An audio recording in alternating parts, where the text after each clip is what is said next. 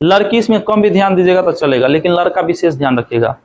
आप अपने परिवार के लिए हमेशा मर्यादा पुरुषोत्तम श्री राम बन के रहिएगा, लेकिन समाज के लिए आप श्री कृष्ण बन के रहिएगा। अब हम क्यों कहें श्योर नहीं जी, चलो सब जगह वही बुद्धि लगाते हैं।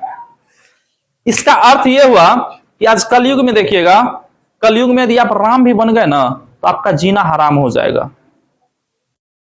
आप लाख अच्छा हो जाइएगा, लेकिन लोग उसका फायदा उठाना शुरू कर देगा।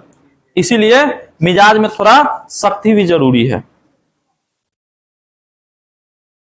अच्छा बनिए, लेकिन उतना ही अच्छा बनिए जितना अच्छा ही चल सके। लेकिन अच्छा बनते बनते पता चले कि लोग आपका एकदम साफ कर रहा है, तब श्री कृष्ण भी बन जाइए। क्योंकि भगवान राम को देखिएगा हमेशा विनम्र, हमेशा देखिएगा चेहरा पे हल्का सा मुस्कान, एकदम लड़ाई झगड़ा की चीज से दूर रहती है, मतलब रहने की बात की गई है। लेकिन श्री कृष्ण को देखिएगा हर जगह एकदम पेंच खोज खोज के लगा देगा, समझे। नहीं हो लड़ाई होने वाला रहेगा तो यो फंसा देगा, समझे। मतलब जो अगर इसके कृष्ण के साथ गलत किया ओकरा साथ गलत कर देता था। जैसा आप हमारे साथ किए वैसा हम आपके साथ कर रहे हैं, गलत कुछ नहीं है।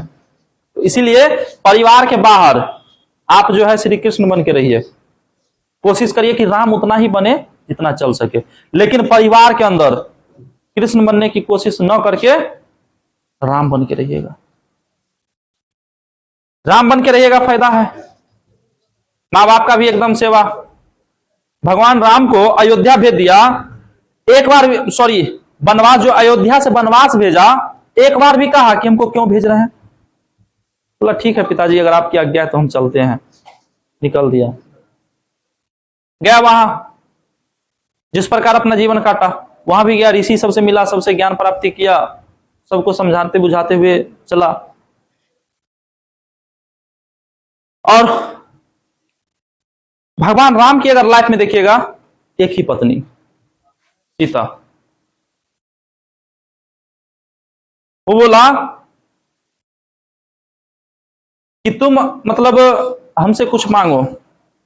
सीता को जब शादी हुआ तो बोला, तो वो बोले कि स्वामी मैं तो आपका दास हूं, आप अपने चरणों में ही हमें अपना जगह दीजिए, इससे ज्यादा हम कुछ नहीं मांगेंगे। लेकिन आजकल के लड़के कहेगा हमको देखिए आईफोन दीजिएगा। आईफोन कौन सा भी ट्रेंडिंग है जी, सबसे नया मॉडल है 70 प्रो, कहेगा 70 प्रो चाहिए। अगर 60 प्रो लाए बस एक महीना कुछ बातचीत नहीं, रहिएगा अकेला छत पर, कहेगा ना चलो इससे अच्छा है कि वो 20 प्रो दे दो। तो कहीं ना कहीं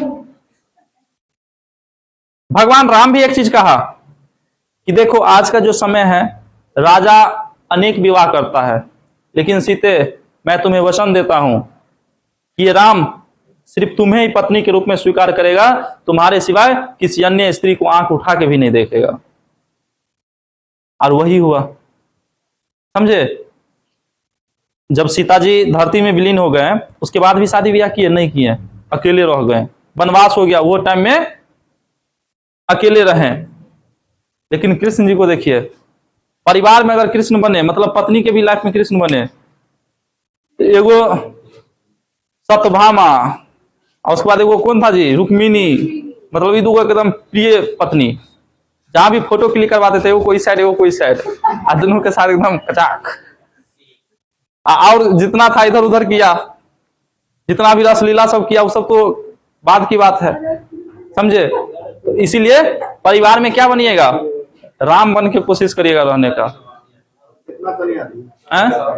ऐसा कहा जाता है 16,000 पर रानी थी। चलिए आइए, तो इसमें कितना खंड जी, 7 खंड। कितना खंड, 7 खंड में इसको बांटा गया है। क्लियर ना जी। चलिए तो अब लिखना स्टार्ट करिए, उसके बाद फिर क्या करेंगे आगे बता देंगे। फिलहाल वीडियो को रोक दीजिए, तब तक आप सबको लिखवा देते हैं। चलिए आगे। तो गैर ब्राह्मण में देखिएगा, तो मूल तौर पर हम सब 3 चीज पढ़ेंगे, जिसमें सबसे पहले हम बौद्ध को ये स्टार्ट करते हैं। तो सबसे पहले याद रखिएगा हेडिंग